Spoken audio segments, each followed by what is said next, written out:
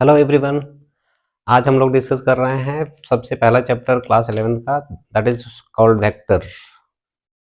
Vector हम लोगों का कितने तरह का होता है, वेक्टर का क्या काम है, वेक्टर का मल्टीप्लिकेशन कैसे करते हैं, वेक्टर को ऐड कैसे करते हैं, ये सब चीज़ें हम लोग सीखने वाले हैं इस चैप्टर में। तो आइए शुरू करते हैं। वेक्टर्स, भाई फिजिक्स में हम लोग जितनी भी फिजिकल क्वांटिटीज पढ़ रहे हैं, फिजिक्स या साइंस में जितनी भी फिजिकल क्वांटिटीज हम लोग पढ़ते हैं, ये फिजिकल क्वांटिटीज हम लोगों का बेसिकली दो कैटेगरी में डिवाइड किए गए हैं, स्केलर्स और वेक्टर्स।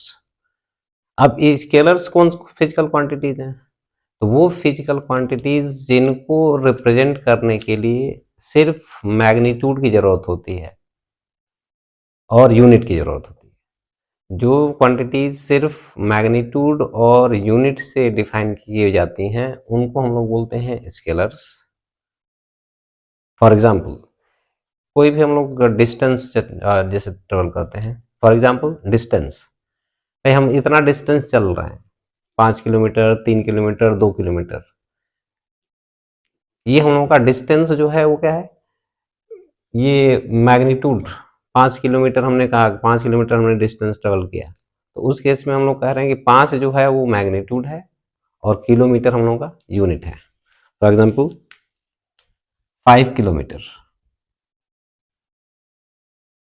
ये हम लोगों का डिस्टेंस जो है 5 किलोमीटर, और मास 10 kg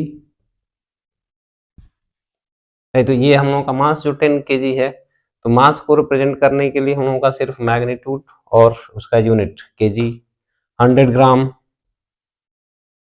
है, 1000 लीटर, ये सारे क्वांटिटीज हम लोगों के हैं स्केलर्स, क्योंकि इनको रिप्रेजेंट करने के लिए सिर्फ इनका मैग्नीट्यूड और यूनिट की जरूरत है। लेकिन कुछ क्वांटिटीज ऐसी होती हैं कि सिर्फ इनसे उनका कंप्लीट रिप्रेजेंटेशन नहीं हो पाता है, यानी कि उसमें इन मैग्नीट्यूड और यूनिट के साथ साथ उसमें जरूरत पड़ती है हमको उसको डायरेक्शन की।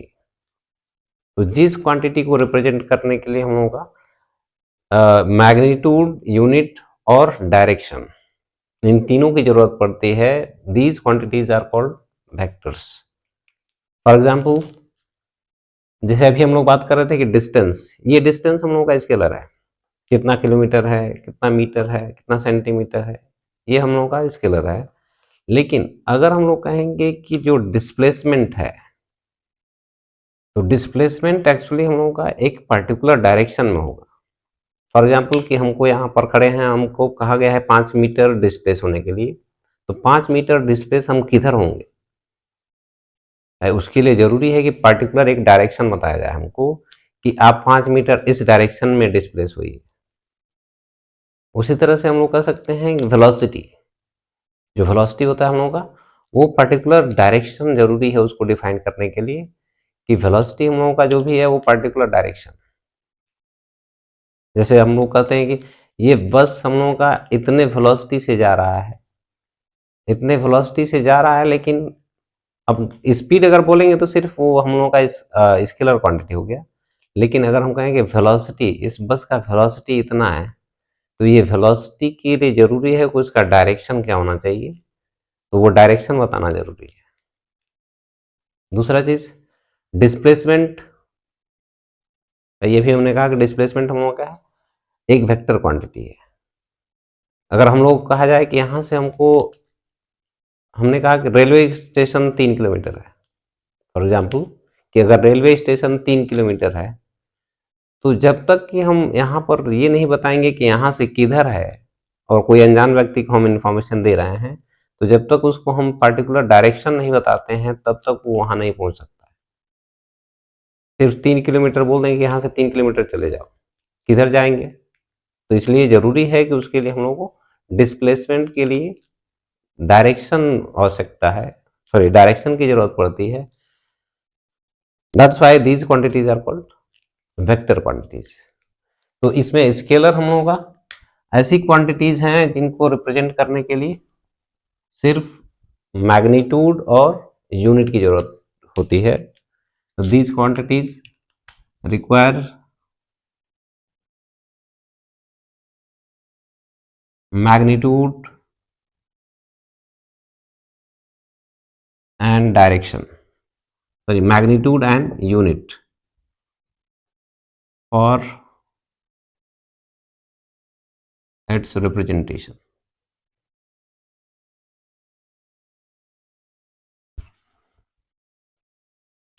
Scalar quantities requires magnitude and unit for their representation.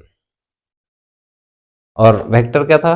Vector के लिए हमको मैग्नीट्यूड, यूनिट और डायरेक्शन दोनों की, तीनों की जरूरत पड़ती है।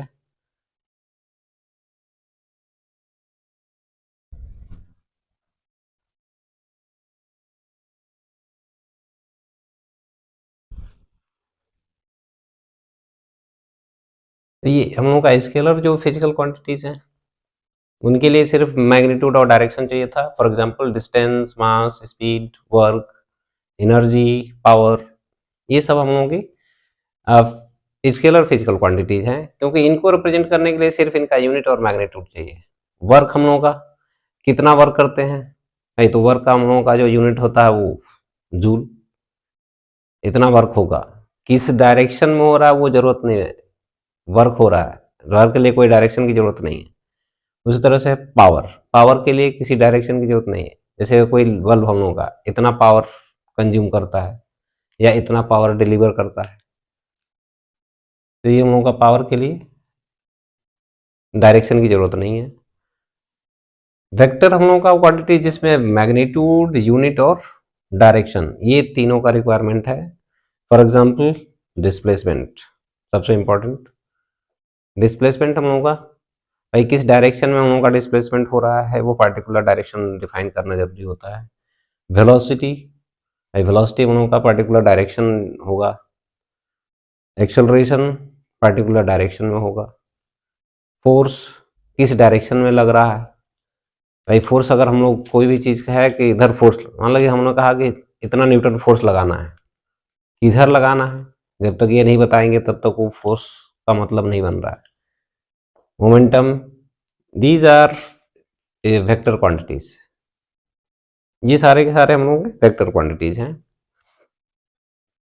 अब आते हैं हम लोग का वेक्टर्स। वेक्टर को रिप्रेजेंट कैसे करते हैं और ये कितने तरह के वेक्टर्स होते हैं, अब इसको हम लोग डिस्कस कर रहे हैं।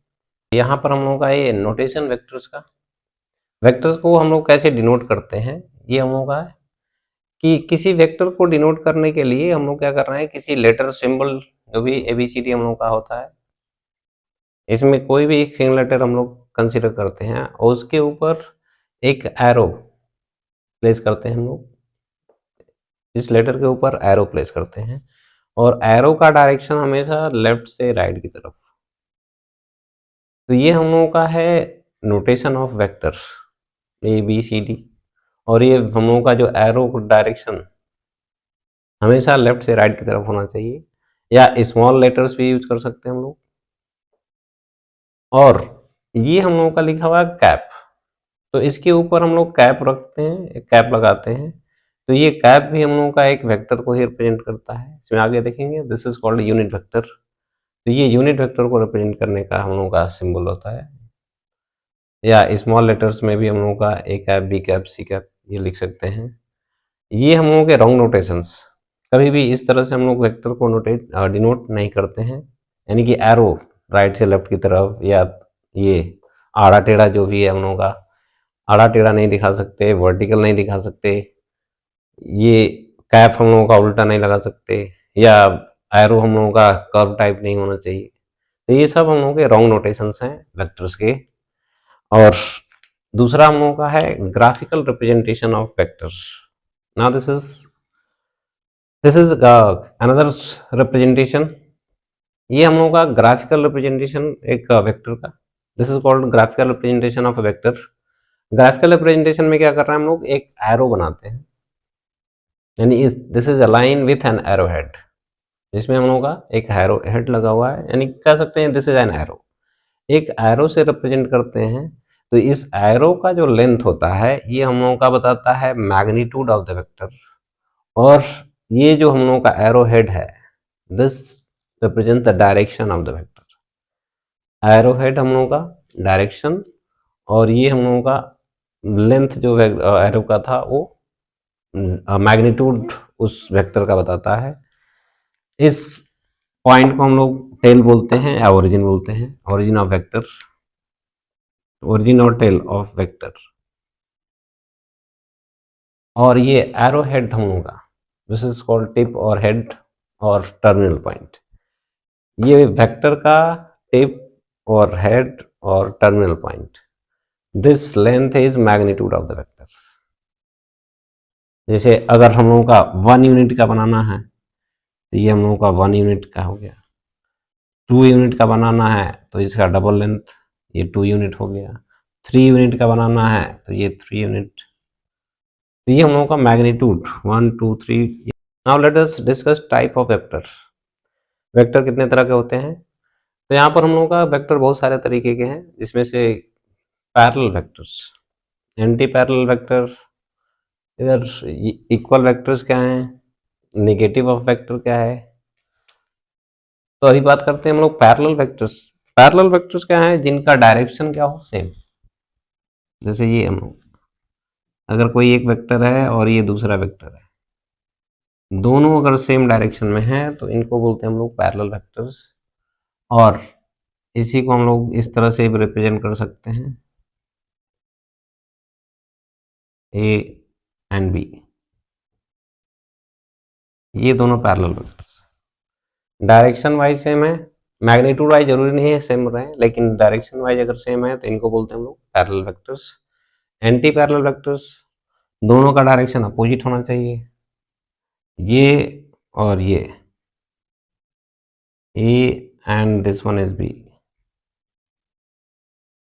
दोनों का डायरेक्शन अपोजिट। और इसको हम लोग इस तरह से भी लिख सकते हैं,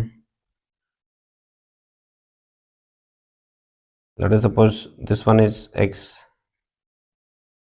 और ये है वाई।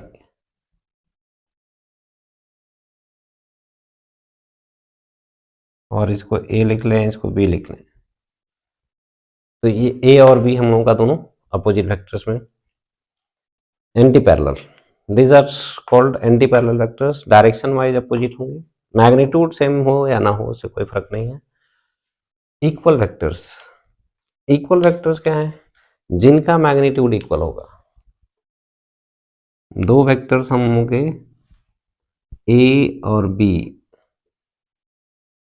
ये दोनों का मैग्नीट्यूड क्या है? सेम है। डायरेक्शन भी क्या है? सेम है। तो ऐसे वेक्टर्स जिनका मैग्नीट्यूड और डायरेक्शन दोनों सेम हो, उनको हम बोलते हैं इक्वल वेक्टर्स। लेकिन क्या अगर हम लोग इसको बोल दें, इफ दिस इज 5 मीटर पर सेकेंड वेलोसिटी है ये, और ये हम लोगों का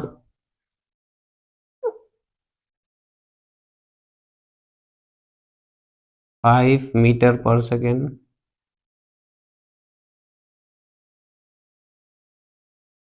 along east और towards east,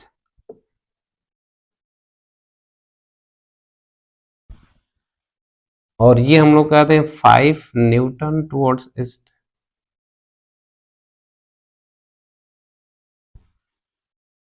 अगर हम लोगों का मैग्नीट्यूड देखें तो दोनों मैग्नीट्यूड वाइज भी सेम है, बट ये हम लोगों का कोई और फिजिकल क्वांटिटी है जो कि वेलोसिटी है, और ये हम लोगों का फोर्स है। ये दो अलग अलग फिजिकल क्वांटिटी को रिप्रेजेंट कर रहे हैं। डायरेक्शन दोनों का तो बिल्कुल कह सकते हैं सेम है, टुवर्ड्स ईस्ट ए भी है, टुवर्ड्स ईस्ट ए भी है। लेकिन अगर हम लोगों का ये दोनों डिफरेंट फिजिकल क्वांटिटी को रिप्रेजेंट कर रहा है तो हम ये नहीं बोल सकते हैं कि A equal to B, this can not B.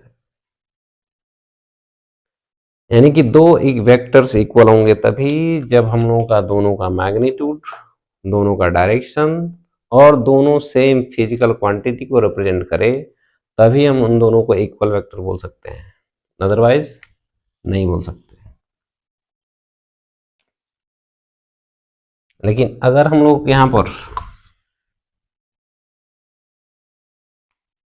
अगर हम बात करें कि ये हम लोगों का 5 न्यूटन, ए 5 न्यूटन, और ये हम लोगों का B, this is also 5 newton, और इसको भी बोल देते हैं along x, positive x and this is also along positive x. तो उस केस में हम लोग कहेंगे कि this a equal to b।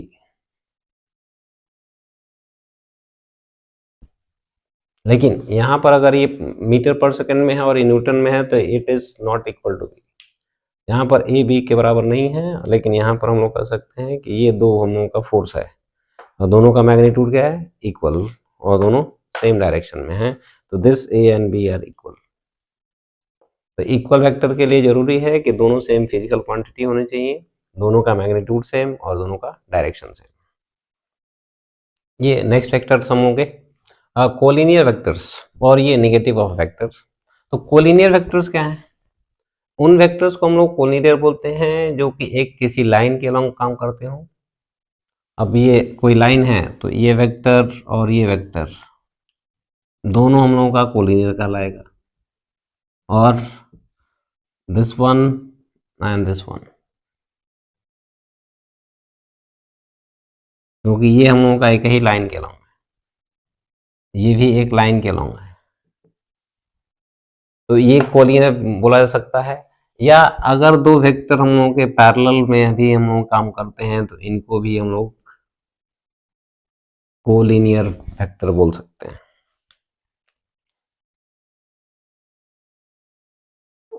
दो डायरेक्शन पैरेलल में है, यानी पैरेलल लाइंस के अलॉन्ग, दो पैरेलल लाइंस के अलॉन्ग काम करते हैं। तो अब ये हैं, या इधर अपोजिट डायरेक्शन में भी अगर हो जाता है तो इसमें हम लोग बोल सकते हैं ए और बी, दीज आर कोलिनियर। वैसे फीलिंग हम लोगों का जो आ रहा है क्या, एक लाइन के अलॉन्ग होना चाहिए तभी हम उसको कोलिनियर बोलेंगे, नहीं ऐसा नहीं है, इनको भी हम लोग कोलिनियर वेक्टर बोल सकते हैं। और ये पैरेलल वेक्टर्स और ये एंटी पैरेलल वेक्टर्स, यानी कि ये कोलिनियर वेक्टर्स हम लोगों का may be anti parallel, may be parallel vectors. तो ये अभी पैरेलल वेक्टर हम लोग ये भी बनाए थे, ये इसको भी पैरेलल बोल सकते हैं। ये हमारे क्या, एंटी पैरेलल वेक्टर्स, ये पैरेलल, ये एंटी पैरेलल। तो ये कोलिनियर वेक्टर्स हम लोगों के दोनों हो सकते हैं, एंटी पैरेलल और parallel vectors. Negative of vector क्या है? तो जैसे कोई वेक्टर हम लोगों का ए था, if this is a vector, अब इसका नेगेटिव अगर हम कहते हैं तो negative of this vector is this one.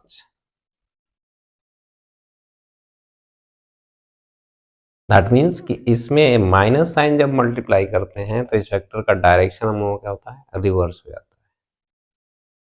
Minus sign जैसे मल्टीप्लाई होता है इसका डायरेक्शन रिवर्स हो गया, मैग्नीट्यूड वही रहा।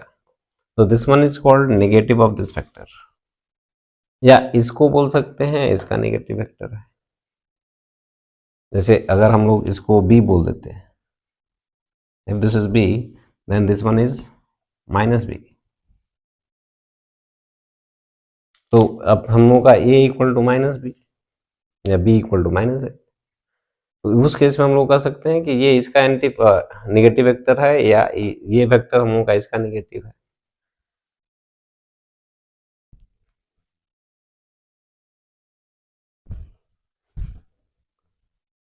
ये नेक्स्ट इज कोप्लेनर वेक्टर्स।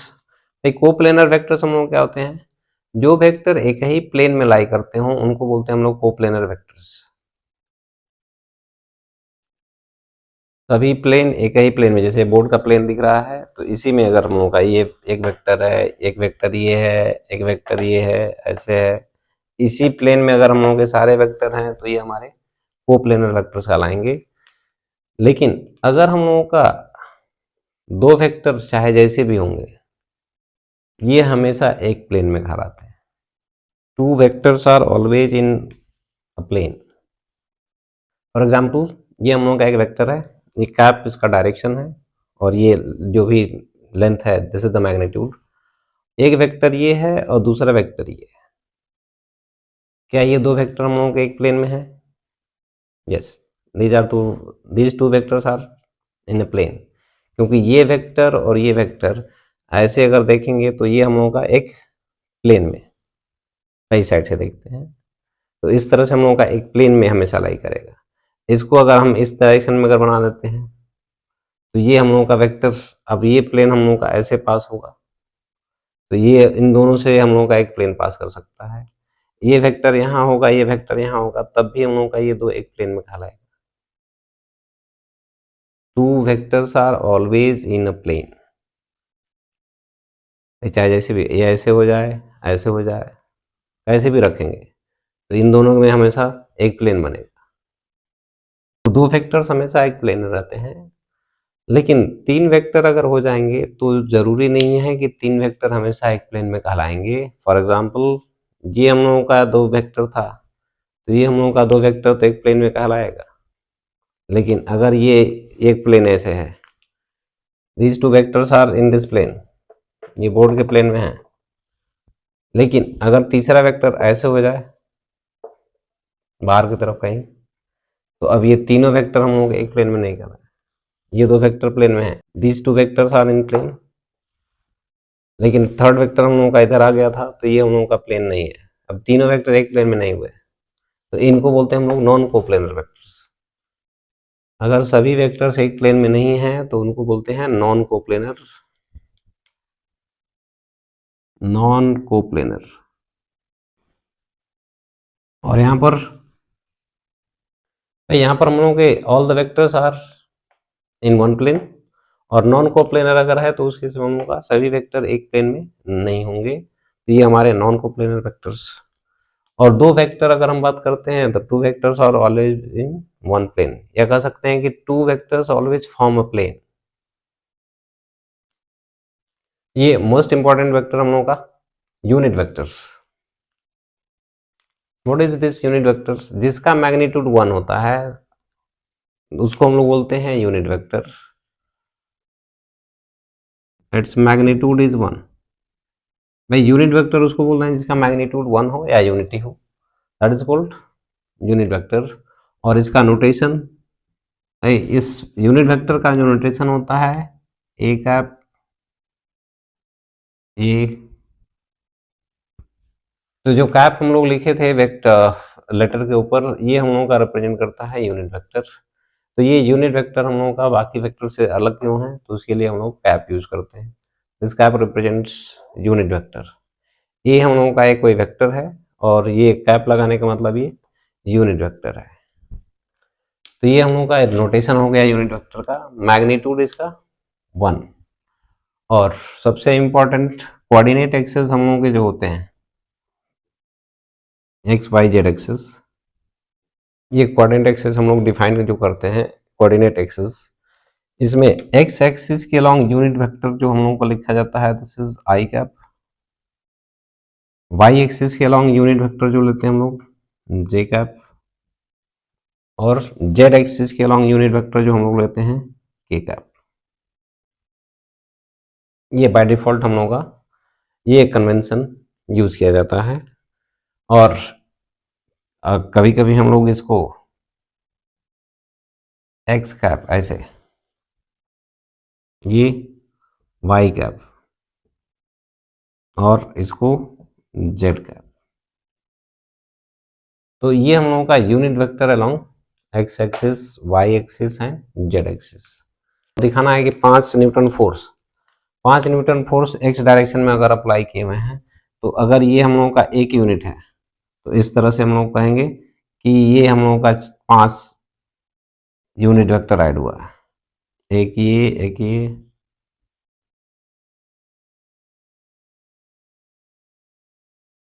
तो ये यूनिट वेक्टर है, ये भी यूनिट वेक्टर है। यानी कि इस पूरे वेक्टर में, यानी 5 न्यूटन जो हम लोगों का फोर्स था, इसमें यूनिट वेक्टर कितनी बार, तो 5 टाइम्स। तो इसको लिखने के लिए हम लोग क्या लिखें, F equal to 5 i cap, इतना न्यूटन। इस वेक्टर में हम लोगों का आई कितने बार कंबाइंड था, 5 टाइम्स, इसलिए this is the magnitude and this one is unit vector which represents the direction. ये जो यूनिट वेक्टर है हम लोगों का सिर्फ डायरेक्शन को रिप्रेजेंट करता है, और ये डायरेक्शन को बताने के लिए ही यूज किया जाता है यूनिट वेक्टर। जैसे ये हम लोगों का फोर्स था 5 आई कैप, और इतना न्यूटन फोर्स, 5 न्यूटन का फोर्स लगाया गया है किस डायरेक्शन में, एक्स डायरेक्शन में, यानी पॉजिटिव एक्स डायरेक्शन में। अब ये निगेटिव एक्स डायरेक्शन में अगर हम लोगों का यूनिट वेक्टर दिखाना होगा इस डायरेक्शन में, तो it is minus I cap. Negative Y direction में दिखाना होगा तो माइनस जे कैप, और ये निगेटिव जेड डायरेक्शन में अगर दिखाना होगा तो माइनस के कैप। ये हम लोगों का negative X direction, negative Y direction, negative Z direction, और positive X, positive Y, positive Z. अब यहाँ पर हम लोग बात करते हैं कि जैसे ये हम लोगों का मैग्नीट्यूड था और ये उसका डायरेक्शन है। अगर हम कहें कि इस फोर्स जो भी वेक्टर है इसमें मैग्नीट्यूड इसका डिवाइड कर दिए तो क्या मिला? दैट मीन्स कि कोई अगर वेक्टर है तो उस वेक्टर में उसके मैग्नीट्यूड से अगर डिवाइड कर देते हैं तब हम लोगों को मिलता है उस वेक्टर का unit vector. To find the unit vector we can divide the magnitude of that vector. अब मैग्नीट्यूड क्या है? if a is a vector then its magnitude is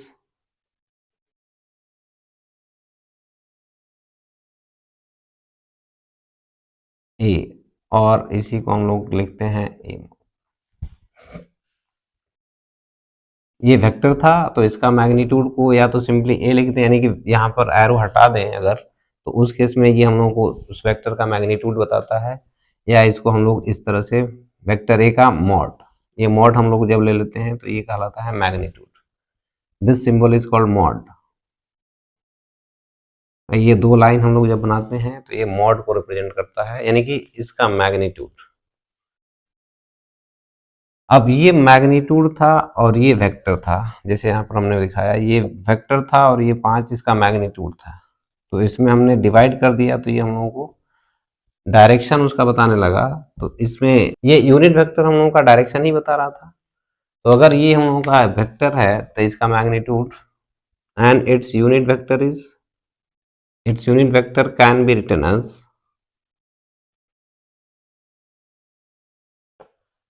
a cap,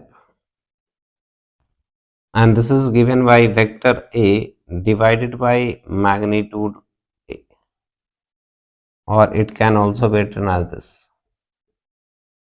ये मॉड ए को हम लोग इसके मैग्नीट्यूड को सिंपली ए से डिनोट करते हैं, यानी वेक्टर हटा दें, ये एरो हटा देते हैं तो मैग्नीट्यूड को रिप्रेजेंट करता है। तो this is unit vector of any vector. ये आगे हम लोग यूज करेंगे, किसी वेक्टर में उसके मैग्नीट्यूड से डिवाइड करने से उसका यूनिट वेक्टर हमको मिल जाता है। तो अब इसमें हम लोग क्या बोल सकते हैं कि ये वेक्टर को लिखने के लिए क्या जरूरत पड़ा? Any vector can be written as magnitude into A cap. तो किसी भी वेक्टर को लिखने के लिए उसका मैग्नीट्यूड और डायरेक्शन की जरूरत थी, और ये यूनिट वेक्टर हम लोगों का डायरेक्शन को ही रिप्रेजेंट करता है। This is representation of vector with magnitude and direction which is unit vector. Next हम लोगों का null vector. What is this null vector? तो ऐसा वेक्टर जिसका मैग्नीट्यूड कितना है? 0। It has no magnitude. भाई जब इसका मैग्नीट्यूड ही नहीं है तो हम लोग को इसको वेक्टर बोल क्यों रहे हैं? तो ये हम लोगों का रिप्रेजेंटेशन के काम आता है। और नल वेक्टर हम लोगों का 0 मैग्नीट्यूड का अगर है तो अगर कोई पॉइंट हम लोग कहेंगे 0 मैग्नीट्यूड का है, तो अगर ये वेक्टर है तो इस वेक्टर का डायरेक्शन क्या है? तो इस डायरेक्शन इसका कोई स्पेसिफिक नहीं है, इधर है कि इधर है कि इधर है। कोई पॉइंट अगर है तो उसका डायरेक्शन क्या बताया जाए? तो ये हम लोगों का ऐसा वेक्टर है जिसका कोई स्पेसिफिक डायरेक्शन नहीं है, और ये अपने ज़रूरत के हिसाब से अपने आप को ये एडजस्ट करता रहता है, इसका डायरेक्शन अपने आप में एडजस्ट होता रहता है। It has no specific direction, और इसका मैग्नीट्यूड हम लोगों का 0। फॉर एग्जाम्पल अगर हम लोग कहेंगे कि ये a प्लस बी दो वेक्टर है और ये दोनों का जो रिजल्टेंट है एक दूसरे को कैंसिल कर दिया, यानी दोनों वेक्टर को ऐड करने पर एक दूसरे को कैंसिल कर दिया, तो ये हम लोगों का 0 मिलता है। अब दो वेक्टर को ऐड करने पर अगर ये 0 मिला तो हम लोग कहेंगे कि लेफ्ट हैंड साइड हम लोगों का वेक्टर अगर है तो राइट साइड भी हम लोगों का वेक्टर होना चाहिए। फॉर एग्जांपल ये हम लोग पहले से भी सब लोग जानते होंगे कि अगर हम लोगों का ये वेट मास mg, कोई ब्लॉक है जिसका मास m, और ये हम लोगों का ग्राउंड से रिएक्शन फोर्स नॉर्मल जो होता है, भाई ग्राउंड से रिएक्शन जिसको बोलते हैं नॉर्मल, तो ये भी वेक्टर है और ये भी वेक्टर है। तो इस ब्लॉक पे नेट फोर्स कितना है? 0। तो दिस n प्लस mg, इन दोनों का नेट फोर्स का value F net, and this F net is 0। तो net force on this block is 0, यानी कि दो वेक्टर का रिजल्टेंट हम लोगों का 0 है और ये 0 वेक्टर है। ये हम लोगों का एक इस तरह से लिखने के काम आता है। इस तरह का कहीं पर भी एक्सप्रेशन अगर हम लोगों को मिलता है, दैट मीन्स उधर जो 0 लिखा है that is vector which is called null vector.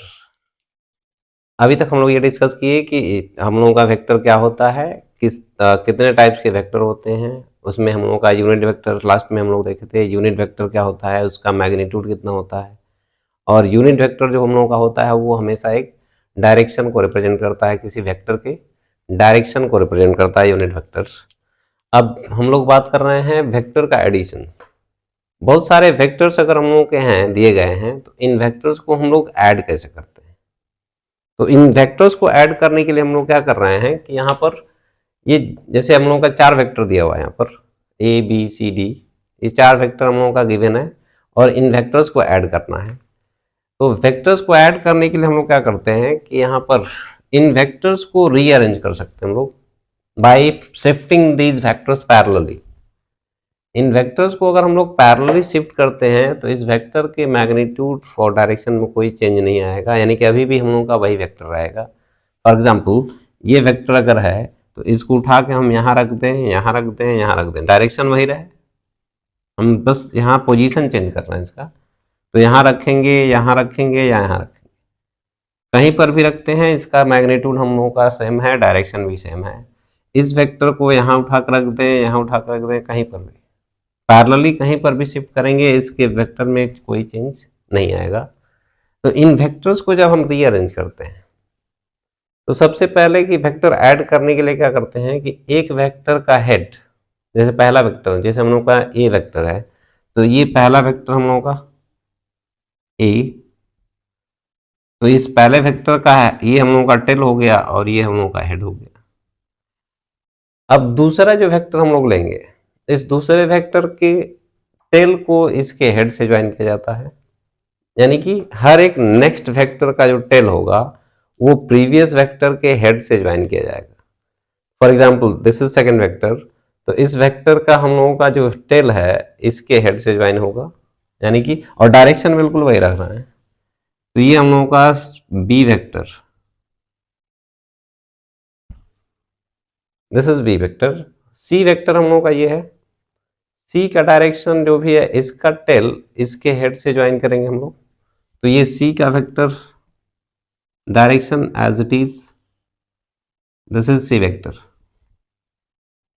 D vector हम लोगों का जो दिख रहा है, अब डी का टेल इसके हेड से ज्वाइन करेंगे और इसको एज इट इज इसी डायरेक्शन में ड्रॉ करेंगे, तो यहां पर डी का डायरेक्शन हम लोगों का ये कहें, दिस इज डी वेक्टर। अभी चारों वेक्टर हम लोगों का रीअरेंज कर दिया गया है। अभी चारों वेक्टर जब रीअरेंज हो गया तो उस केस में इन सभी वेक्टर का रिजल्टेंट, तो रिजल्टेंट वेक्टर ड्रॉ करने के लिए हम लोग फर्स्ट वेक्टर का जो टेल होता है और लास्ट वेक्टर का जो हेड है इसको जब हम ज्वाइन करते हैं यहां से, दिस वन, ये, तो इन सभी वेक्टर का ये हम लोग कहलाता है resultant which is denoted by R. First vector का टेल और लास्ट वेक्टर का हेड ये हम जब ज्वाइन करते हैं तो ये हम लोग कहलाता है resultant of all these vectors, this R is called resultant। Of vectors. और इस रिजल्टेंट को जब हम लोग लिखते हैं तो ये रिजल्टेंट का जो वैल्यू लिखते हैं R, it is written as first vector, second vector plus third vector plus fourth vector. ये हम लोग का इन चार वेक्टर का जो रिजल्टेंट है हम लोग का, इस तरह से लिख सकते हैं इसको। अब इसका मैग्नीट्यूड, इस वेक्टर का रिजल्टेंट का मैग्नीट्यूड, क्योंकि हर एक वेक्टर कुछ ना कुछ मैग्नीट्यूड है, तो इस रिजल्टेंट का मैग्नीट्यूड कितना होता है, इसका डायरेक्शन क्या है, इसका डिस्कशन अभी करेंगे हम लोग। इसका डिस्कशन हम लोग करेंगे और नेक्स्ट सेक्शन में। और अभी फिलहाल इसका पर्पज हमारा ये है कि अभी जब हम लोग लिखने जा रहे हैं पोजीशन वेक्टर, किसी भी वेक्टर को कैसे लिखते हैं in three components along x axis, y axis and z axis, उसके लिए हमको इसका जरूरत पड़ने वाला है, इसलिए इसका इंट्रोडक्शन होना जरूरी है। तो ये अगर बहुत सारे वेक्टर्स होते हैं इस तरह से ऐड करना होता है, तो उनको रीअरेंज करके हम लोग रिजल्टेंट फाइनल वेक्टर ये लिख सकते हैं। और इसका थोड़ा सा यूज हम अब देखने जा रहे हैं। ये नेक्स्ट थिंग हम लोग का expression of vector in terms of I cap, J cap and K cap. ये हम लोग का एक्सप्रेशन, किसी भी वेक्टर का एक्सप्रेशन जो हम लोग करते हैं आई कैप, जे कैप और के कैप। आई कैप क्या था, unit vector along x axis, J cap is unit vector along Y axis and K cap is unit vector along Z axis. ये हम लोग का इसके अपोजिट में निगेटिव एक्स डायरेक्शन में यूनिट वेक्टर अगर लिखते हैं तो माइनस आई कैप, निगेटिव वाई डायरेक्शन में लिखते हैं तो माइनस जे कैप, और निगेटिव जेड डायरेक्शन में लिखते हैं तो माइनस के कैप। अब इसमें वेक्टर्स को आई कैप, जे कैप के टर्म में कैसे लिखते हैं हम लोग। फॉर एग्जाम्पल यहाँ पर इस डायरेक्शन में हम लोग का यूनिट वेक्टर, जैसे ये हम लोग का फर्स्ट डायग्राम में, अब इस वेक्टर को रिप्रेजेंट करना है in terms of I cap, J cap, तो किसी भी वेक्टर को लिखने के लिए हम लोगों को क्या चाहिए था, any vector can be written as magnitude of the vector into unit vector of उस डायरेक्शन में यूनिट वेक्टर क्या है और उसका मैग्नीट्यूड कितना है। किसी भी वेक्टर को लिखने के लिए हम लोगों को ये जरूरत पड़ती है। तो फॉर एग्जाम्पल ये हम लोगों का वेक्टर अगर देखें एक्स एक्सिस के डायरेक्शन में है, पॉजिटिव एक्स डायरेक्शन में, पॉजिटिव डायरेक्शन में यूनिट वेक्टर कितना है आई कैप, और ये इस वेक्टर का मैग्नीट्यूड, ये कोऑर्डिनेट हम लोगों का 4,0,0 अगर है, that means this length is 4 unit, ये हम लोगों का लेंथ 4 यूनिट हो गया, और इस वेक्टर का डायरेक्शन किधर है पॉजिटिव एक्स, तो this a vector can be written as 4 i cap, ये हम लोगों का है। और ये वेक्टर अगर देखें तो ये वेक्टर हम लोगों का पॉजिटिव वाई डायरेक्शन में है, इस वेक्टर का मैग्नीट्यूड कितना है, तो इस coordinate 0,5,0, that means this length is 5 unit, और ये पॉजिटिव वाई डायरेक्शन में है, तो b का वैल्यू लिख सकते हैं, and b can be written as magnitude is 5 और unit vector along that direction is j cap, this b vector is written as this.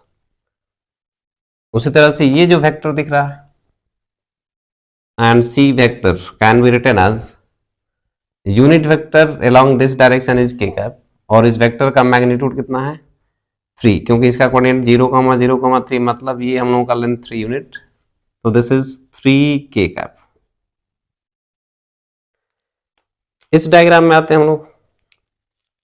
अब ये सारे हम लोग के वेक्टर्स नेगेटिव में दिखाए गए हैं, मतलब इस डायरेक्शन में यूनिट वेक्टर माइनस आई कैप, इस डायरेक्शन में यूनिट वेक्टर हम लोग का माइनस जे कैप, और इस डायरेक्शन में जो यूनिट वेक्टर है हम लोगों का minus k cap, negative y z direction, ये एक्स वाई एक्सिस और ये जेड एक्सिस है।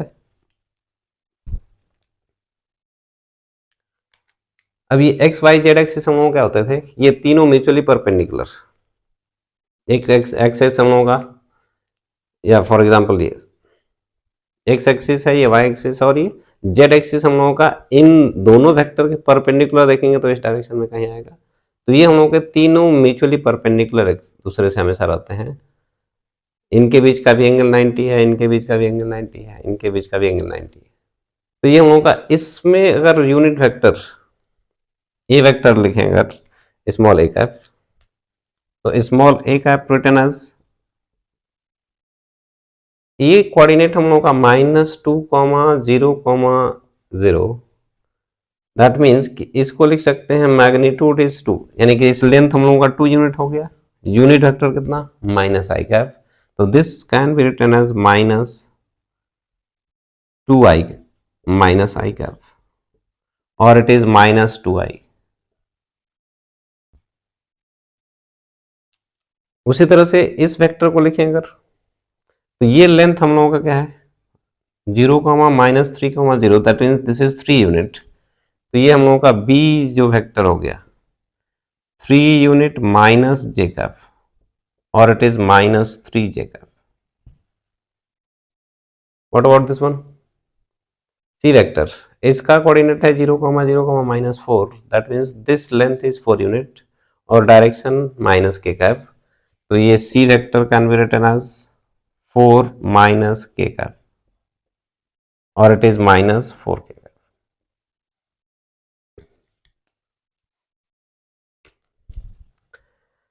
अब ये लिखने का जो हम लोगों का तरीका था, इसके बेसिस पे हम लोगों को क्या देखने को मिला कि इसमें x कोऑर्डिनेट जो था, x कोऑर्डिनेट 4 था, x कोऑर्डिनेट 4 है तो उसमें x के डायरेक्शन में जो यूनिट वेक्टर होता है उससे मल्टीप्लाई कर दिया गया, तो ये वेक्टर मिल गया हम लोगों को, दैट इज 4i कैप। ये कोऑर्डिनेट में हम लोगों का 0 और बाकी दो कोऑर्डिनेट 0 थे हम लोग, तो इसमें हम लोग कह सकते हैं कि इसको 0i + 0j भी लिख सकते हैं, +0k, इनका कोई मतलब नहीं है। उसी तरह से ये जो वेक्टर था हम लोगों का, इसमें y कोऑर्डिनेट जो था उसमें इसका यूनिट वेक्टर मल्टीप्लाई हुआ, यानी कि 5j कैप। इस वेक्टर को लिखने के लिए इसका z कोऑर्डिनेट जितना है उस z कोऑर्डिनेट में हम लोगों का k कैप मल्टीप्लाई हो गया। और सेम चीज हम लोग यहाँ पर भी किए हुए हैं कि यहाँ पर भी हम लोग देखें अगर, तो इस डायरेक्शन में हम लोगों का इस x कोऑर्डिनेट कितना था -2, x कोऑर्डिनेट इज -2, और x एक्सिस में हम लोगों का एक्चुअली जो यूनिट वेक्टर होता है i कैप, y डायरेक्शन में हम लोगों का था j कैप, और ये हम लोगों का k कैप। तो x कोऑर्डिनेट हम लोगों का -2 है और इस x कोऑर्डिनेट में i कैप मल्टीप्लाई हो गया, दैट मीन्स दिस। ये हम लोगों का y कोऑर्डिनेट -3 था, -3 में ये हम लोगों का यूनिट वेक्टर मल्टीप्लाई हुआ है -3j, और z कोऑर्डिनेट हम लोगों का ये है -4, तो -4 में ये हम लोगों का z का कैप। तो सिंपल वे हम लोग कह सकते हैं कि जो भी x y z कोऑर्डिनेट दिया जाता है हम लोगों को, x y z कोऑर्डिनेट अगर है तो x कोऑर्डिनेट में i कैप, y कोऑर्डिनेट में j कैप और z कोऑर्डिनेट में k कैप अगर हम लोग मल्टीप्लाई करते हैं तो उस डायरेक्शन में हम लोग का वो वेक्टर को रिप्रेजेंट करता है। अब इसी में अगर हम लोग का, ये तो हम लोग का जस्ट एक्सिस पे पॉइंट्स दिए गए थे तो उनके वैल्यूज हम लोग लिखे, उन वेक्टर्स को लिखे। अगर एक्सिस के अलावा कोई और पॉइंट दे दिया जाए एक्सिस से हट करके, तो ये इधर हो सकता है, इधर हो सकता है, इधर हो सकता है, कहीं पर भी। तो आइए अगर कोई रैंडम पॉइंट हम लोग को दिया जाता है तब उस वेक्टर को हम लोग कैसे लिखते हैं। ये नेक्स्ट थिंग हम लोग का, ये जैसे एक्स वाई हम लोग का एक्सिस जो भी हम लोग का है, एक्स वाई इसको प्लेन बोलते हैं, एक प्लेन है। एक्स वाई प्लेन में हम लोगों का कोई पॉइंट P, इसका कोऑर्डिनेट दिया हुआ है 3,4, तो 3,4, और ये जेड एक्सिस में हम लोगों का नहीं है, दैट मीन्स कि सिर्फ एक्स वाई प्लेन, इसी प्लेन, जैसे ये बोर्ड का प्लेन दिख रहा है यही हम लोगों का, इसी में एक्स एक्सिस है ये और इधर वाई एक्सिस, इस प्लेन में हम लोगों का एक पॉइंट दिया गया है 3,4।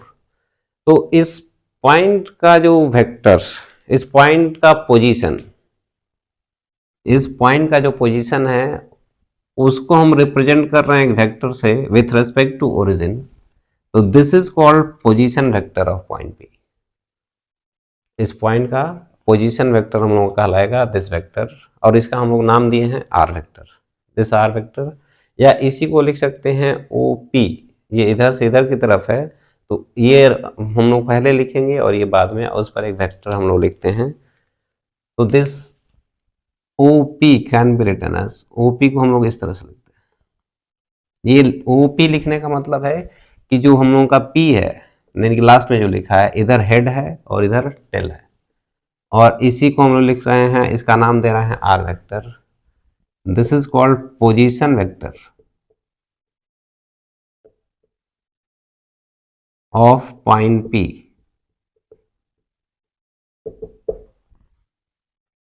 ये पॉइंट P के पोजीशन वेक्टर को हम लोगों का रिप्रेजेंट किया जा रहा है यहाँ। अब इस पोजीशन वेक्टर को लिखने के लिए हम लोग क्या लिख रहे हैं, तो इसका कोऑर्डिनेट 3 और ये 4। 3 का मतलब क्या है कि 3 यूनिट हमने x के अलोंग चला होगा और 4 यूनिट y के अलोंग, तब इस पॉइंट पर पहुंचे होंगे। तो ये 3 यूनिट जो x के अलोंग है, इसको अगर एक वेक्टर मानते हैं तो इस वेक्टर का मैग्नीट्यूड कितना है 3 और डायरेक्शन किधर है i कैप।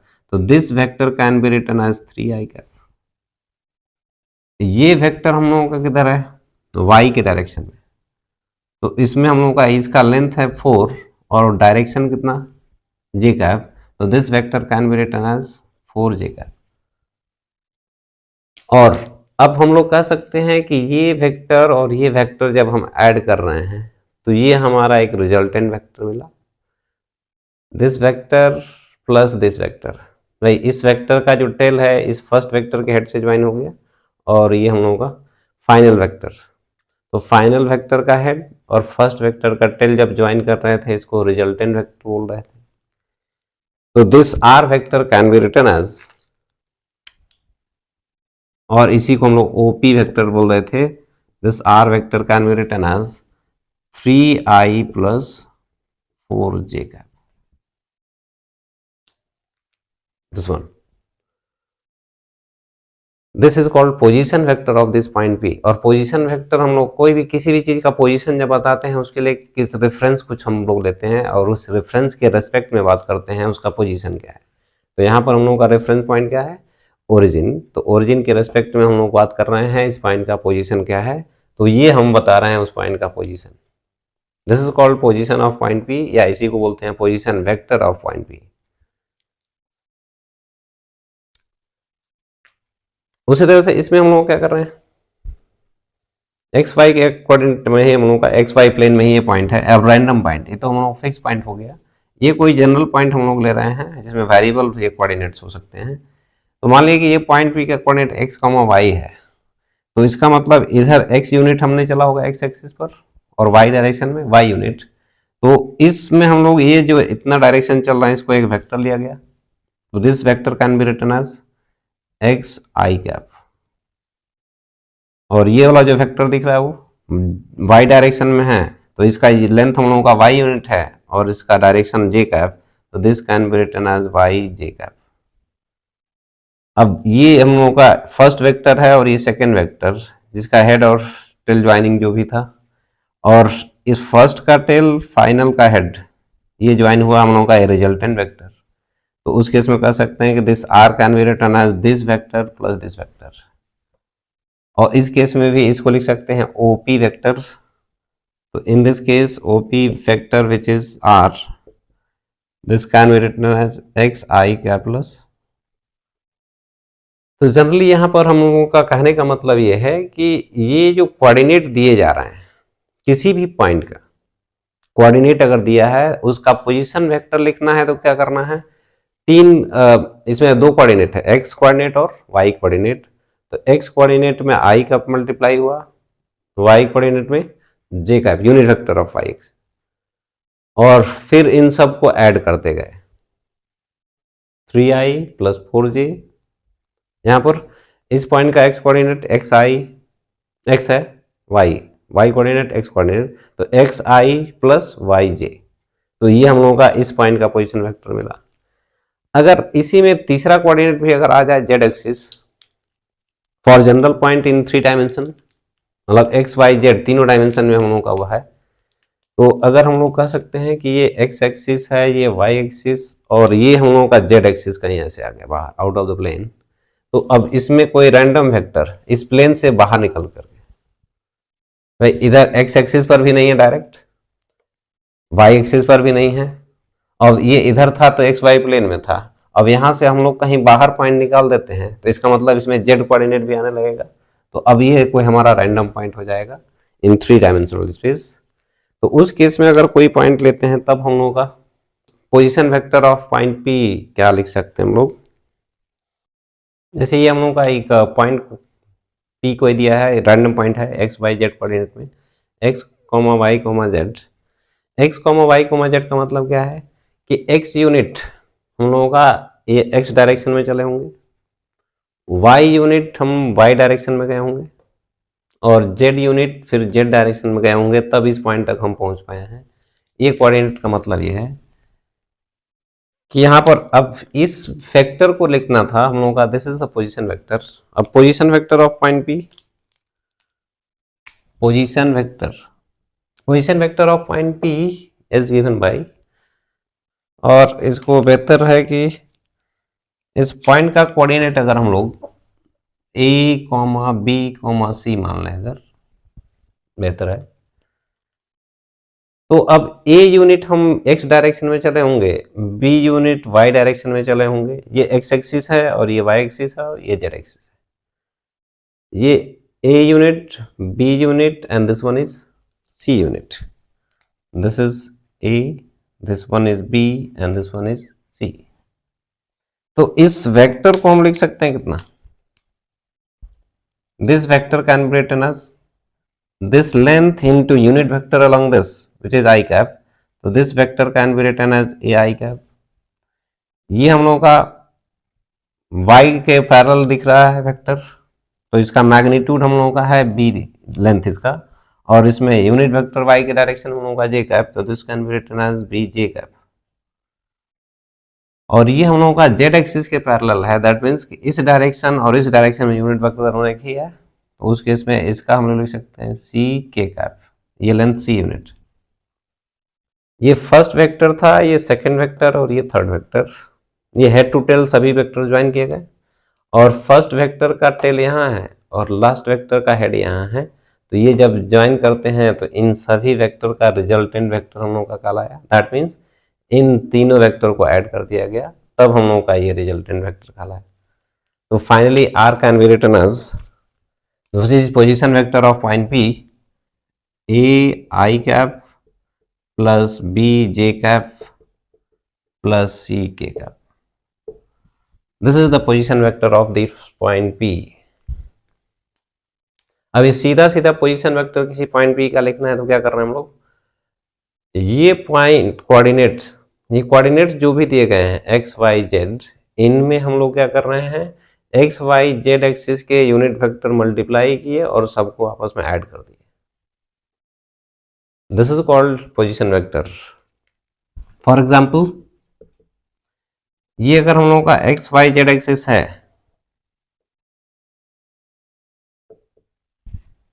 तो ये एक्स वाई और ये Z axis, this is Z axis, और ये ओरिजिन है, तो यहां पर बहुत सारे डिफरेंट पॉइंट्स दिए गए हैं। Late us suppose this is A which is 3,2,5, second point हम लोगों का है बी -3,2,7, इधर कोई पॉइंट सी दिया हुआ है -2, -4,3।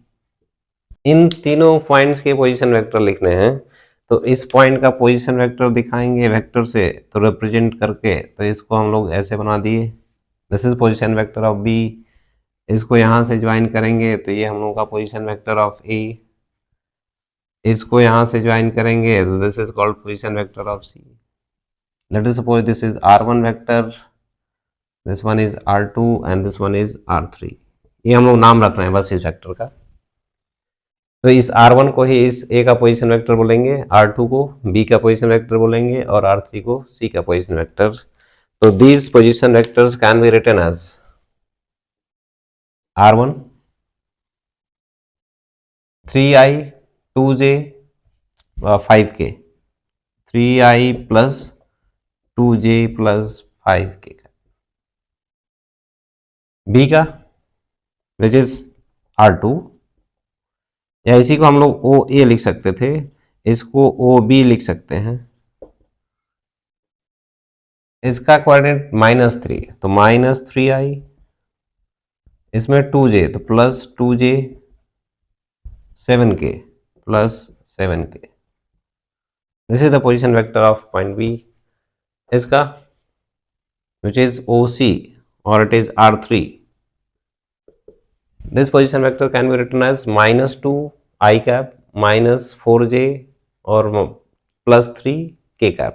अब सबको ऐड कर रहे हैं तो minus 2i plus minus 4j plus 3k cap और it is minus 2i minus 4j plus 3k cap. This is the position vector. तो ये माइनस साइन अगर आता है बीच में कहीं तो इसको माइनस प्लस माइनस मल्टीप्लाई होने के बाद माइनस हो जाएगा। तो ये पोजीशन वेक्टर हम लोगों का सी पॉइंट का है।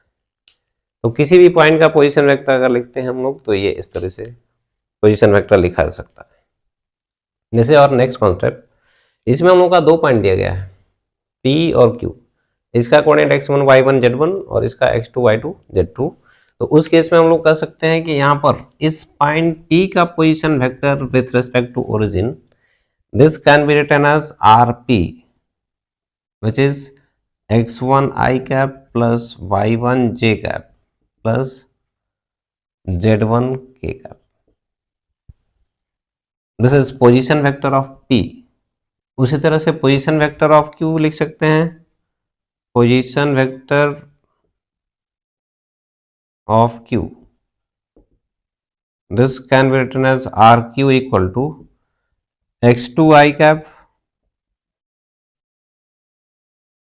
plus y2 j cap plus z2 k cap। ये हम लोग दोनों का पोजीशन वेक्टर लिख लिए। इस पॉइंट का पोजीशन इसके रेस्पेक्ट में क्या है या इस पॉइंट का पोजीशन इसके रेस्पेक्ट में क्या है, इसको लिखना है। तो अगर हम लोग कहें कि P का पोजीशन Q के रेस्पेक्ट में दिखाना है तो ये हमारा रेफरेंस हुआ।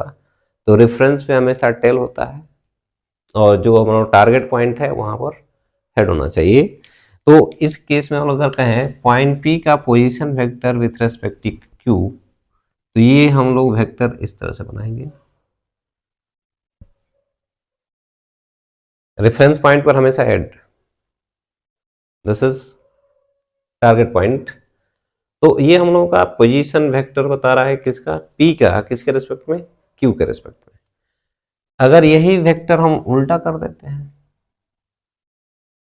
इधर, तो अब ये वेक्टर हम लोगों का इसका पोजीशन बता रहा है किसके रेस्पेक्ट में, Q। तो ये वेक्टर हम लोगों का है position vector of Q with respect to P और ये वेक्टर हम लोगों का position vector of P with respect to Q। क्या ये दोनों वेक्टर हम लोग कह सकते हैं कि इक्वल मैग्नीट्यूड के हुए और डायरेक्शन वाइज अपोजिट है। These two vectors are equal and opposite,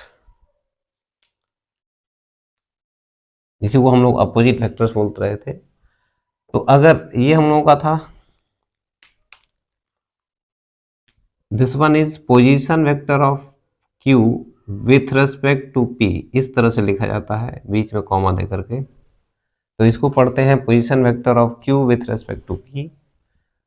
ये वाला वेक्टर हम लोगों का था position vector of P with respect to Q। अब ये वेक्टर हमको लिखना है तो क्या करना है, अब ये देखें तो ये वेक्टर और ये जो वेक्टर था यहाँ पर इसका टेल था और ये हेड है। तो फर्स्ट वेक्टर ये और ये है सेकंड वेक्टर, इन दो वेक्टर को हम ऐड करने के लिए इस तरह से अरेंज कर रहे थे। तो इन दो वेक्टर को ऐड करें तो हमको क्या मिल जाएगा, ये रिजल्टेंट वेक्टर की तरह काम करेगा, क्योंकि इनिशियल वेक्टर जो भी था फर्स्ट वेक्टर उसका टेल ये है और फाइनल वेक्टर ये था उसका हेड ये है। तो ये हम लोग का रिजल्टेंट वेक्टर इन दोनों वेक्टर के रिजल्टेंट की तरह है।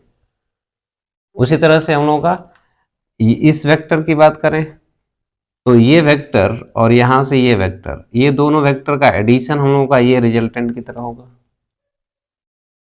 This RP with respect to Q, this is position vector with respect to point Q।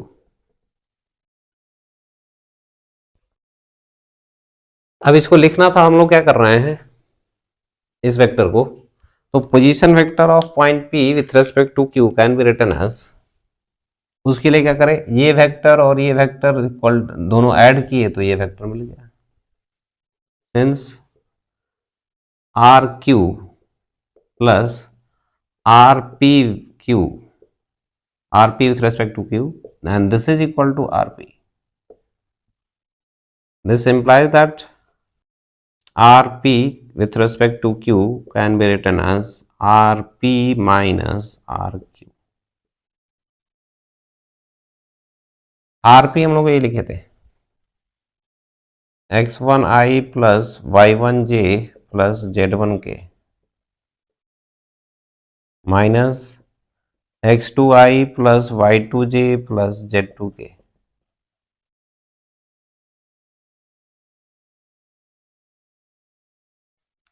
और इसको लिख सकते हैं हम लोग क्या, ये i और i एक साथ अगर करते हैं तो ये x1 और ये माइनस x2 हो जाएगा, तो it is x1 minus x2 i cap plus y1 और ये y2 दोनों में j कैप है, तो y1 और ये हम माइनस मल्टीप्लाई करेंगे तो माइनस y2 हो जाएगा इनटू j कैप, z1 और ये माइनस z2 के कैप, तो z1 minus z2 k cap.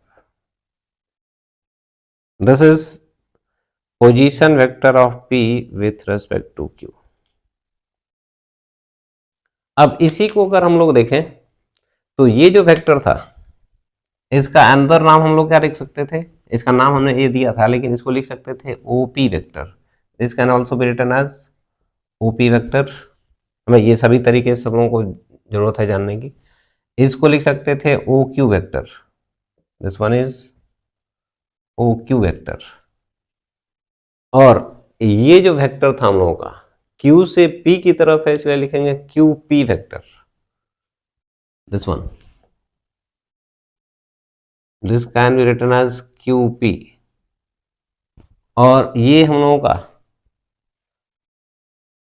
Q का विथ रेस्पेक्ट टू P था तो इसको लिख सकते हैं P Q vector, this can be written as P Q vector. तो यहां पर हम लोग जो लिखे थे ये जो टर्म लिखा हुआ है इसको हम लोग लिखे थे ये Q P vector, this is equal to, इस एक्सप्रेशन को हम लिख रहे हैं, इस एक्सप्रेशन को हम लोग लिख सकते थे क्यू पी वेक्टर ये, और ये था हम लोगों का O P minus O Q ये। तो ये क्यू पी अगर हम लोग लिख रहे हैं तो O P minus O Q, और ये पॉइंट्स क्यू और पी के पोजीशन वेक्टर्स थे, और यहाँ पर हम लोगों का पी का position vector with respect to Q था। तो क्यू पी ये वेक्टर हम लोगों का क्यू से पी की तरफ, यानी पहले बाद जो पॉइंट है वो हम लोगों का पोजीशन वेक्टर पहले, और यहाँ पर जो पहले पॉइंट लिखा हुआ है उसका पोजीशन वेक्टर माइनस कर रहे हैं, तो ये माइनस ये पोजीशन वेक्टर करते हैं तब ये हम लोगों का वेक्टर मिलता है। तो इस तरह से भी हम लोग रिप्रेजेंट कर सकते हैं इसको। और ये हम लोग तो नाम अपना कुछ एज्यूम करके ये लिखे थे तो ये हम लोग लिख सकते हैं। तो फाइनल रिजल्ट में हम लोग को क्या देखने को मिला कि ये जो वेक्टर लिखना है तो फाइनल हेड जिधर है और ये जो टेल, हेड का जो भी कोऑर्डिनेट्स हैं उसमें से टेल के कोऑर्डिनेट्स माइनस करके हम लोग लिखे हुए हैं। x1 x कोऑर्डिनेट में माइनस हुआ है, y माइनस हुआ है, z माइनस हुआ है। तो x कोऑर्डिनेट माइनस जो कर रहे थे उसमें i का मल्टीप्लाई हुआ, y कोऑर्डिनेट जो माइनस कर रहे थे तो उसमें हम लोगों का j कैप मल्टीप्लाई हुआ, और z कोऑर्डिनेट में हम लोग का k कैप मल्टीप्लाई करके लिखा गया। तो इस तरह से अगर कोई भी दो पॉइंट के बीच में हम लोगों को वेक्टर लिखना होता है तो उधर टेल किधर है हेड किधर है वो देखते हैं, और हेड में से टेल वाला जो कोऑर्डिनेट्स था उसको माइनस करके लिखते हैं, और x कोऑर्डिनेट माइनस कर रहे हैं तो उसमें i cap, y coordinate minus कर रहे हैं तो j कैप, और z में k कैप मल्टीप्लाई करके सबको ऐड कर देते हैं हम लोग। तो ये हमारा मिलता है पोजीशन वो वेक्टर का रिप्रेजेंटेशन। और नेक्स्ट थिंग ये हम लोग लिखे थे दिस वेक्टर p से q की तरफ, it is vector of position vector of q with respect to p, इसको अगर लिखना चाहें तो क्या लिख रहे हैं हम लोग, position vector of Q with respect to, और इसी को हम लोग लिख सकते हैं P Q vector. This can also be written as O Q minus O P. ये फर्स्ट सॉरी, ये जो बाद में लिखा है उसको पहले लिखें, उसका पोजीशन वेक्टर, और पहले जो लिखा था उसका पोजीशन वेक्टर बाद में। तो this can be written as R Q minus R P. और ये R Q minus R P, जो R P minus R Q अगर ये है, तो ये जो दिख रहा है इसी का माइनस साइन दिख रहा है, मतलब इसमें माइनस अगर मल्टीप्लाई कर दें तो ये माइनस हो जाएगा और ये वाला टर्म हम लोग का प्लस हो जाएगा। तो उस केस में हम लोग क्या कर रहे हैं, तो फाइनली वेक्टर का हेड इधर हो गया, टेल इधर हो गया, तो अब ये सॉरी ये कोऑर्डिनेट माइनस ये कोऑर्डिनेट लिखेंगे। तो this can be written as x2 minus x1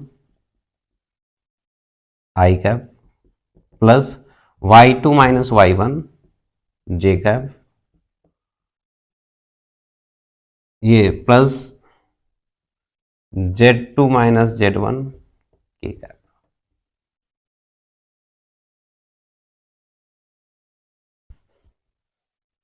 ये वेक्टर हम लोग को लिखना है, तो दिस माइनस दिस, हमेशा हेड जिधर होगा उस कोऑर्डिनेट में से टेल वाला कोऑर्डिनेट माइनस किया जाएगा, इसको ध्यान रखना है। जैसे ये हम लोग का एक एग्जांपल है, इस एग्जांपल में हम लोग का 2 पॉइंट दिया हुआ है, एक और ये है बी, इसके कोऑर्डिनेट्स दिए हुए हैं।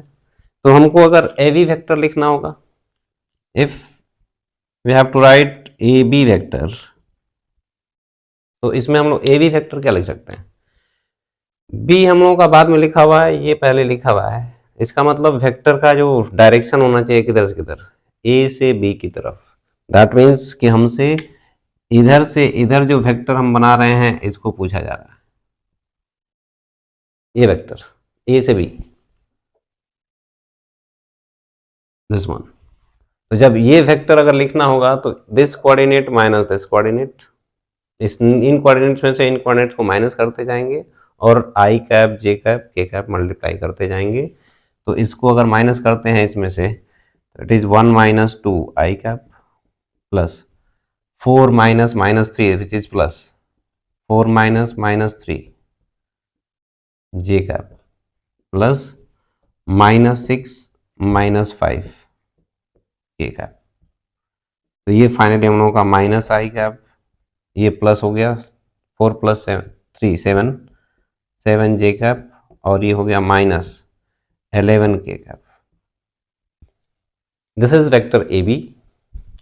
और अगर इसी को उल्टा बोल दें तो बी ए वेक्टर, तो इस बी ए वेक्टर को अगर लिखेंगे तो ये हम लोग का दिस माइनस दिस, मतलब इधर से इधर, ये है बी ए वेक्टर।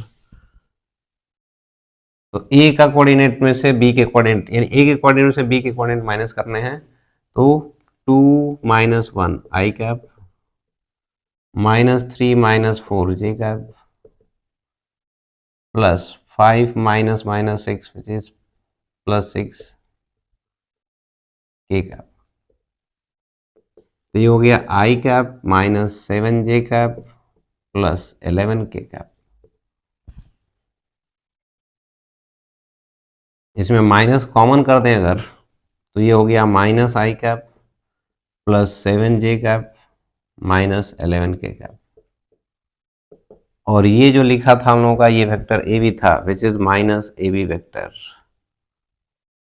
यानी कि बी ए जो वेक्टर है वो minus times A B vectors, क्योंकि दोनों हमेशा इक्वल और अपोजिट वेक्टर्स आएंगे। तो ये बी ए वेक्टर को हम माइनस ए बी वेक्टर लिख सकते हैं। ये सब रूल्स हम लोगों के होते हैं वेक्टर के क्वेश्चन सॉल्व करने के लिए, इन चीज़ों को ध्यान रखना जरूरी है, इसको ध्यान में रखेंगे सब लोग। अब इसी में हम लोगों का अगर ये कह सकते हैं कि अगर कोई पार्टिकल था इनिशियली यहाँ पर इस पॉइंट ए पर, और पार्टिकल अगर ए पर था पहले और फिर हम लोगों का मूव करके पॉइंट बी पर पहुंच रहा है, तो ये हम लोग कहेंगे this is called displacement of the particle, इसको हम बोलते हैं डिस्प्लेसमेंट। और ये जो वेक्टर दिख रहा है this is called displacement vector. क्योंकि हम लोग का डिस्प्लेसमेंट एक पर्टिकुलर डायरेक्शन में हुआ, तो ये हम लोग का डिस्प्लेसमेंट वेक्टर कहलाता है। उस केस में अगर कोई पार्टिकल यहाँ से यहाँ मूव करेगा तो ये इसको हम लोग डिस्प्लेसमेंट वेक्टर बोलते हैं।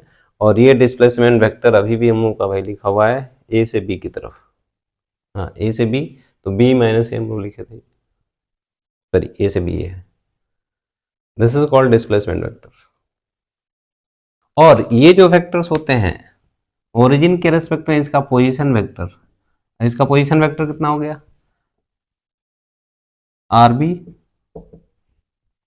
This 1 into i cap which is simply i cap plus 4j cap, और ये है माइनस 6k कैप। ये b का पोजीशन वेक्टर हो गया। a का पोजीशन वेक्टर हम लोगों का r A can be written as 2i minus 3j plus 5k। ये हम लोगों का आर ए का पोजीशन वेक्टर हो गया। इन पोजीशन वेक्टर जो ओरिजिन के रेस्पेक्ट में होते हैं इनको हम लोग unit vector sorry radial vector भी बोल सकते हैं। These vectors are also known as radial vectors, तो ये रेडियल वेक्टर भी कहलाते हैं। अभी बात करते हैं ये हम लोग मैग्नीट्यूड ऑफ वेक्टर, किसी वेक्टर का मैग्नीट्यूड क्या होता है इसकी बात कर रहे हैं हम लोग। वेक्टर का मैग्नीट्यूड का मतलब क्या था, किसी वेक्टर के मैग्नीट्यूड का मतलब ये, अगर हम लोग का एक वेक्टर देखें तो ये वेक्टर का मैग्नीट्यूड का मतलब इसका लेंथ कितना है। तो हम लोग का मैथ्स में एक फार्मूला पढ़ते हैं हम लोग, डिस्टेंस फार्मूला। डिस्टेंस फार्मूला क्या था, कोई भी दो पॉइंट का कोऑर्डिनेट अगर दिया जाता है तो उन दोनों पॉइंट के बीच का डिस्टेंस कितना होता है वो हम लोग फाइंड आउट कर पाते हैं। For example x y plane में दो पॉइंट दिए गए हैं, ये पॉइंट P x1 y1 और ये है Q x2 y2, इन दोनों पॉइंट के बीच का डिस्टेंस। तो ये हम लोगों का अगर x1 y1 है मतलब इसका इस एक्सिस में इस डायरेक्शन में x1 डिस्टेंस चले हैं और यहाँ पर y1 डिस्टेंस चले हैं तब इस पॉइंट पर पहुँचे, यानी कि ये डिस्टेंस x1 और ये y1, this one is y1 और ये डिस्टेंस हम लोगों का x1 है। उसी तरह से इस पॉइंट पर पहुंचने के लिए x के अलॉन्ग हम लोग x2 डिस्टेंस ट्रेवल किए हैं और y के अलॉन्ग y2, तब ये इस पॉइंट पर पहुंचे, यानी कि यहाँ से लेके यहाँ तक x2 हो गया। तो ये बचा हुआ डिस्टेंस हम लोगों का x2 माइनस x1, और यहाँ से यहाँ तक ये y2 है जिसमें से ये y1 है, ये हम लोग यहाँ से परपेंडिकुलर ड्रॉप किए इस पर, तो ये y2 माइनस y1। अब ये हम लोगों का एक राइट एंगल ट्रायंगल दिख रहा है, और राइट एंगल ट्रायंगल में पाइथागोरस थ्योरम क्या कहता है हम लोगों का कि ये जो डिस्टेंस दिख रहा है PQ, this PQ distance is written as this plus this square, x2 minus x1 का square plus y2 minus y1 का square. This is called distance formula between these two points, यानी कि ये जो हम लोगों का लाइन दिख रहा है इस लाइन का लेंथ PQ के बीच का डिस्टेंस हम लोगों का ये मिला। अब इसको अगर हम एक वेक्टर रिप्रेजेंट करते, late us suppose this is a vector P से Q तक, ये अगर P से Q अगर वेक्टर लिखते हम तो इस वेक्टर का मैग्नीट्यूड जो होगा length of this vector which is this distance, तो दिस इज कॉल्ड मैग्नीट्यूड। लेकिन अब इसको वेक्टर में क्या लिख रहे थे हम लोग, and this PQ vector can be written as, PQ vector का मैग्नीट्यूड सॉरी PQ वेक्टर क्या लिख रहे थे, x2 माइनस x1 आई कैप, x2 माइनस x1 आई cap plus y2 minus y1 j cap, ये लिख रहे थे। तो इस वेक्टर का जो मैग्नीट्यूड है वो इस वेक्टर का मैग्नीट्यूड तो यही लिखा हुआ है, तो magnitude of vector PQ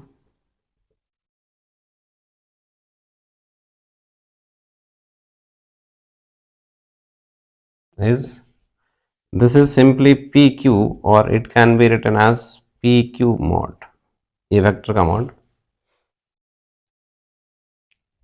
which is this one, x2 minus x1 square plus y2 minus y1 square under root.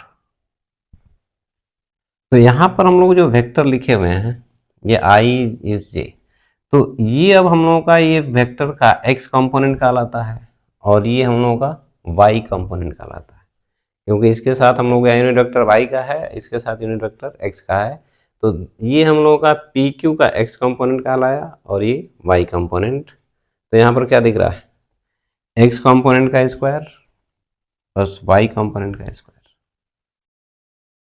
तो किसी भी वेक्टर का मैग्नीट्यूड निकालने के लिए हम लोग क्या कर रहे हैं, जो भी कंपोनेंट्स दिए गए हैं इस वेक्टर के x y और z, तीनों कंपोनेंट अगर होता, तो अगर मान लेते हैं ये x y z होता, ये भी x y z होता, तो उस केस में हम लोग का तीनों कंपोनेंट आता।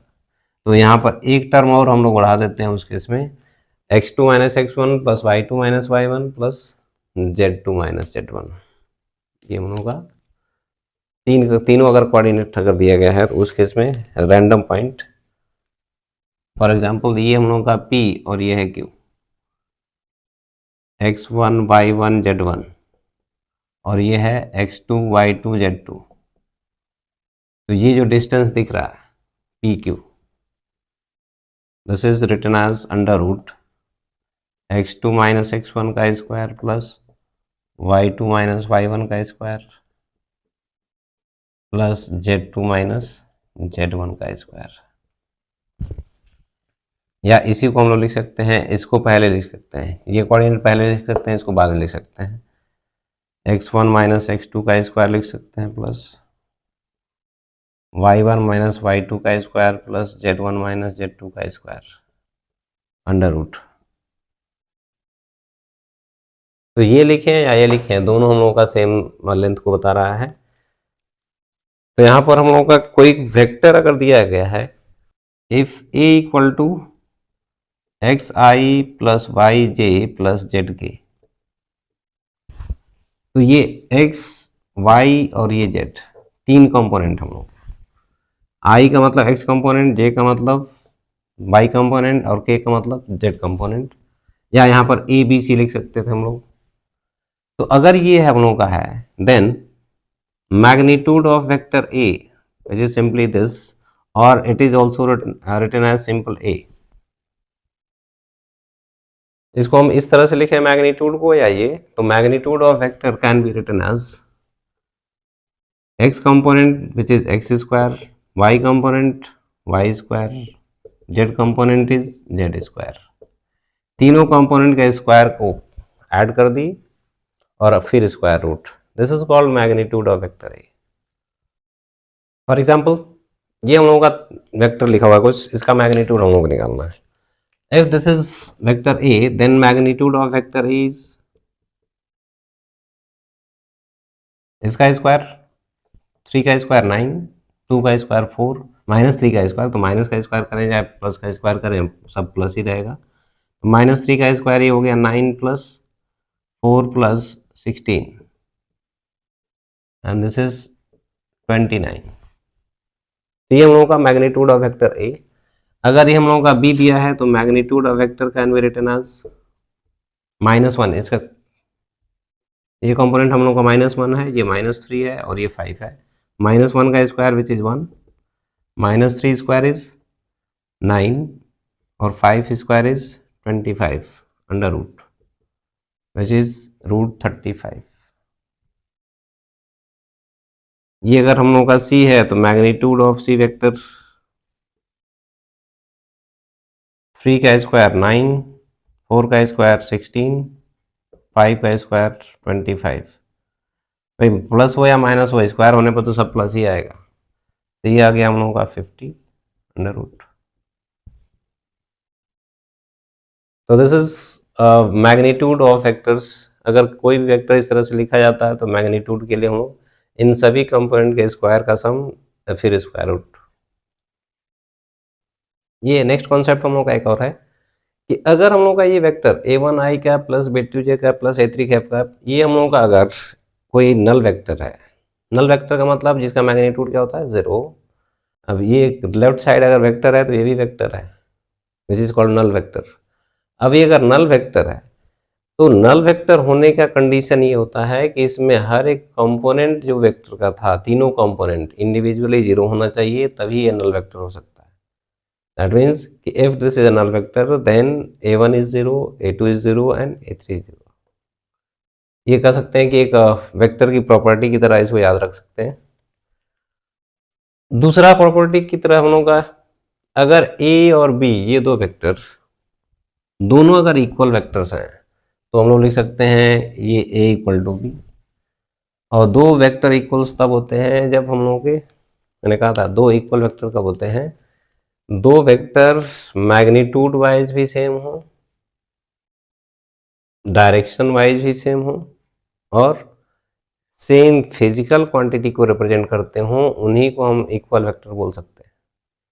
तो यहाँ पर अगर दो वेक्टर हम लोगों के इक्वल अगर हैं, इसका मतलब ये है कि ये इंडिविजुअल कंपोनेंट्स a1 b1 बराबर होना चाहिए, a2 b2 बराबर होना चाहिए, a3 b3 बराबर होना चाहिए। ये इक्वल वेक्टर अगर दोनों हैं तो, प्लस इनके मैग्नीट्यूड्स, इसका जितना मैग्नीट्यूड होगा उतना ही मैग्नीट्यूड इसका भी होगा। अब इसको हम लोग जस्टिफाई करने के लिए क्या कर रहे थे कि if this a equal to B, तो ये हमने a इक्वल टू बी लिखा, इसको इधर लेके आए तो इधर हम लोगों का नल वेक्टर 0 मिला। इसको इधर लाने पर हम लोगों का a1 minus B one I cap, a2 minus B two I cap, a3 minus B three K cap, sorry a2 minus B two J cap, a3 minus B three K cap equal to 0, which is a called null vector. अब अगर ये null vector है तो इसके individual components हम लोगों के 0, ये भी 0 होना चाहिए, ये भी 0 होना चाहिए, ये भी 0 होना चाहिए। तो ये 0 होगा, इसका मतलब a1 इक्वल टू b1, ये 0 होना चाहिए a2 b2, ये 0 अगर है a3 और b3 इक्वल है। तो ये हम लोगों का इक्वल वेक्टर्स होते हैं, तो उस केस में इन दोनों का इंडिविजुअल कंपोनेंट्स हम लोगों का इक्वल होना चाहिए, तब ये दो इक्वल वेक्टर होते हैं। और इस तरह पे ये जो अभी कॉन्सेप्ट है, इस पे क्वेश्चंस वगैरह बनते हैं, इसलिए इसको ध्यान रखेंगे।